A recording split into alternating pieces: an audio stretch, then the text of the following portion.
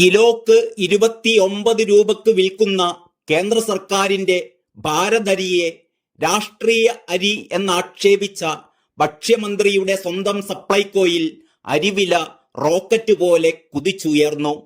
നേരത്തെ കിലോക്ക് 25 രൂപ വിലയുണ്ടായിരുന്ന സപ്ലൈകോയിലെ ജയ കുറുവ അരിക്ക് ഇനി 10 രൂപയെങ്കിലും കൂടും.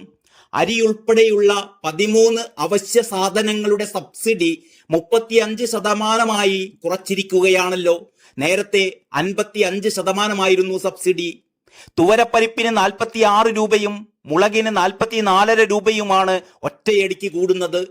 പൊതുവിപണിയിലെ പൊള്ളുന്ന വിലയിൽ പാവങ്ങൾക്കുണ്ടായിരുന്ന ആശ്വാസമാണ് ഇതോടെ നഷ്ടമാകുന്നത്. 37.5 രൂപയുണ്ടായിരുന്ന 1/2 കിലോ മുളകിന് ഇനി 82 രൂപ നൽകണം. തുവരപ്പരിപ്പ് 1 കിലോക്ക് കൂടുന്നത് 46 രൂപയാണ്. വൻപയറിന് 31 രൂപയും വൻകടലയ്ക്ക് 27 രൂപയും ഉഴുന്നിന് 29 രൂപയും ചെറുപയറിന് 19 രൂപയുമാണ് കൂടുന്നത്. 13 ഇനം സാധനങ്ങൾ കിട്ടാൻ നേരത്തെ 680 രൂപ മതിയായിരുന്നു എങ്കിൽ ഇനി മുതൽ 940 രൂപ കൊടുക്കണം. വിപണിയിൽ ഇടപെട്ടതിന് സപ്ലൈകോയ്ക്കുള്ള വൻ കുടിശ്ശിക നികത്താൻ സർക്കാരിന് പണമില്ലാത്തതിനാലാണ് ജനത്തിന്റെ വയറ്റത്തടിച്ചുള്ള വില കൂട്ടലിന് സർക്കാർ അനുമതി നൽകിയത്. വില വർധനവിനെ ന്യായീകരിച്ച് പുതിയ ക്യാപ്സ്യൂളുമായി ഭക്ഷ്യമന്ത്രി GR അനിൽ രംഗത്തെത്തി.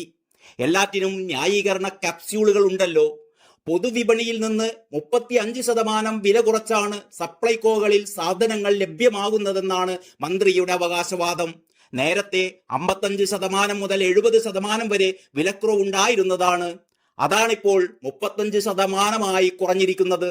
വില വർദ്ധിപ്പിക്കാതെ മുന്നോട്ടു പോകാനാകില്ല. സ്ഥാപനം തുറന്നു വെച്ചിട്ട് ഒന്നുമില്ലാതെ ഇരിക്കുന്നതിനേക്കാൾ നല്ലതല്ലേ ചെറിയ വർധനവ് വരുത്തി നിലനിർത്തുന്നത് എന്നാണ് മന്ത്രിയുടെ ന്യായവാദം. 1525 കോടി രൂപയുടെ ബാധ്യതയാണ് നിലവിൽ സപ്ലൈകോയ്ക്കുള്ളത്. വിപണിയിലെ വിലമാറ്റമനുസരിച്ച് അവശ്യ സാധനങ്ങളുടെ സബ്സിഡി വിലയിൽ ഇനി മുതൽ മാറ്റമുണ്ടാകും. വിപണിയിൽ വില കൂടിയാൽ സബ്സിഡി വില ഇനിയും കൂടുമെന്നർത്ഥം. News desk Kalakaumudi.